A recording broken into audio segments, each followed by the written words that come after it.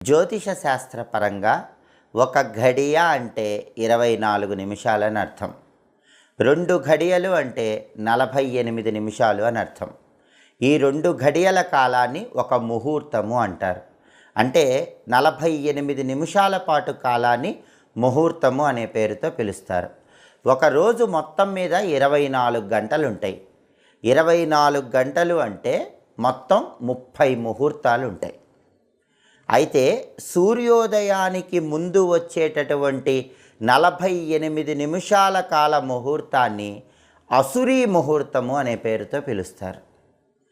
ఈ అసురీ ముహూర్తానికి ముందు వచ్చే 48 నిమిషాల కాలాన్ని బ్రహ్మ ముహూర్తము అనే పేరుతో పిలుస్తారు. అంటే ఖచ్చితంగా చెప్పాలంటే సూర్యోదయానికి ముందు వచ్చేటటువంటి 1 గంట 36 నిమిషాల ముందు వచ్చే కాలాన్ని బ్రహ్మ